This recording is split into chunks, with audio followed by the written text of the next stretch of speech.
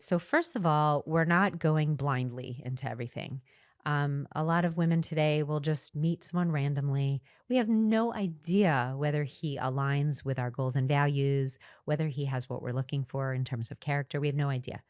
And what I would advise is to try to do a little bit of preliminary research. Google is your friend, social media, trying to find people who know him, trying to make sure that we're not going on dates like totally blind, that we've done a little bit of research. Obviously, in the traditional Jewish world, we do a lot of research before, when I married off my daughters, we did probably 12 to 15 phone calls of research before even a first date. I'm not necessarily recommending that for everyone, especially in the non-observant world, but you want to just get a little bit of a feel for maybe this is in my ballpark or not. If you could find someone who is a friend of his or something, or a mentor that could vouch for him, that's like says he's a good guy and that he's more or less looking for a similar type of life than you, as you, that's helpful. Number one is to do a little bit of research. Number two, and obviously this is the biggest difference between dating in the more observant Jewish world and the secular world,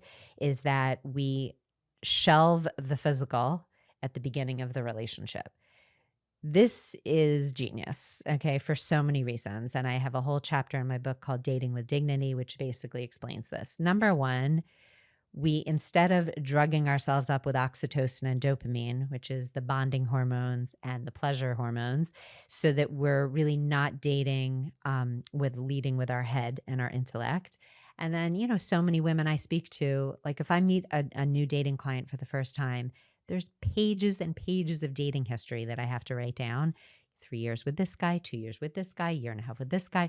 And like really she could have known very early on that he was not right for her. But because she was engaging in the physical, she was pumping oxytocin through her body, which is the bonding hormone. And then 3 months or 3 years later, she's all of a sudden waking up and like, wait, I don't even think this guy matches what I'm looking for, or he's not nice, or he's not respectful to me.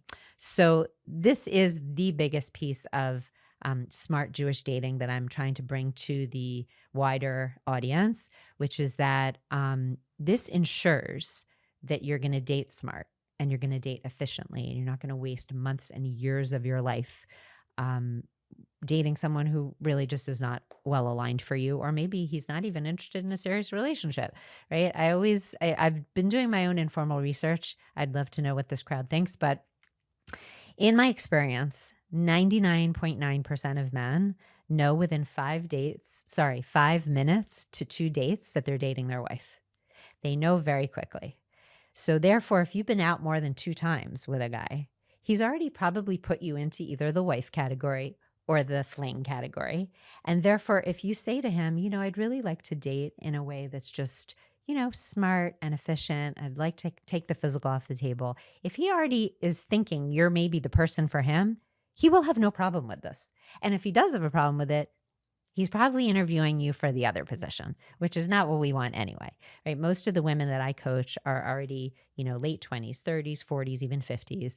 They're done. They're done with their youthful exploits. They want to meet a good guy and they want to get married and have children. So they don't want to waste time in their life, hanging out with someone who either is not right for them or is not interested in a serious relationship. So that's probably the biggest change. And obviously this was something that, since I didn't grow up observant, I took on slowly myself. And I have various stories in there from my client base, obviously anonymously, from guys. Like, I don't coach men, but guys who dated my client who were totally receptive to dating in this way because they were serious. Right. So my favorite story on this is I give classes in various places, and I was giving a class in Manhattan to a group of women who were a mix of, secular, traditional, etc. And this woman was probably in her low 30s. And I have a whole speech that I give the girls to when you're dating someone who may not know about this way of dating, that you want to convey this, and very early on, before the lunge, right? You want to really probably by the end of the first date, you want to convey this. And so the speech goes something like this. I'm really enjoying getting to know you. I'd like to get to know you better. I find it's hard to do that when the physical's in the picture. So I'd like to take that off the table for now and really get to know each other authentically. And I hope we can respect that. So I told this speech, and this woman was like, okay. She went home. She was talking to her brother, secular guy in his 30s. And she said, I just went to this class with this dating coach. And she said, I'm supposed to make this speech when I'm dating people of like shelving the physical in the beginning of the relationship. So she gave him the speech. And her brother said, gosh, that'd be so annoying if some girl I was dating said that to me. And she said, well, is there any scenario that it wouldn't be annoying? He was like, well, duh, if I was seriously interested in her. Okay, so this is the reality. And I think many women today are nervous to make this statement of self-respect because they don't want to lose the guy they're dating. But I have so many examples in my client base of when it is the right guy, he will totally respect that about you. He will respect your boundaries. He may not throw a party, okay, but he's going to respect it. And if he doesn't respect it, then to me, that says he's not really interested in you for the right reasons anyway, which is not what we want. You know, if we're going to movies all the time and stuff like that, we're probably not really efficiently getting to know someone. So, I mean, it's really getting to know the person so that you're not wasting a lot of time. So I always urge couples that the first couple dates, you know, you keep it light, just kind of feel like be present, feel how the basic chemistry is.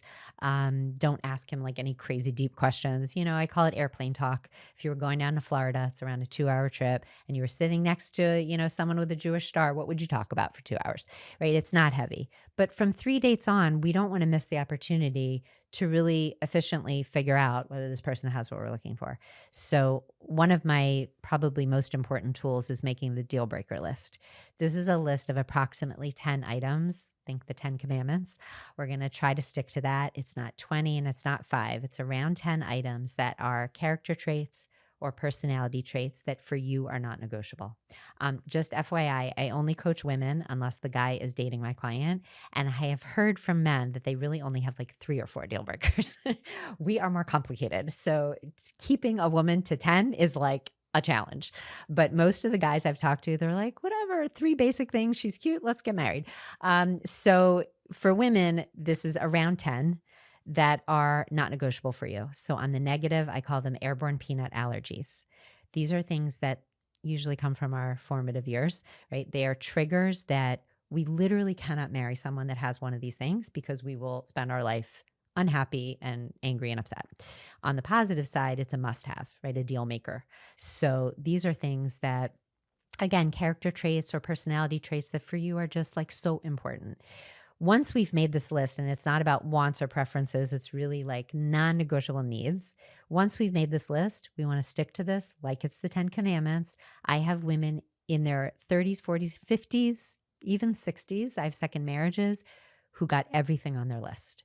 So we don't compromise on the things that are really important to us, but we date efficiently. So you should kind of have your deal breaker list in your head as you're dating him. And if you see, whoa, I think he has one of my airborne peanut allergies, even though he's like a perfectly nice person, he's just not for me. And that's what happened to me. I mean, most of this book is, you know, comes often from my personal experience, but I had a broken engagement 3 months before I met my husband. Nice guy, totally not for me. He had 2 of my airborne peanut allergies. I wish someone had given me this advice. I wouldn't have gotten engaged to him. I don't even know if I would have gone on a 3rd date with him, you know, but no one gave me this advice. And he was a nice person. At this point, I had given up on getting married. So I was just like, okay, like nice guy, that's enough. No, it isn't. It's not enough. And if we really made our list smart, we shouldn't have to compromise on any of that.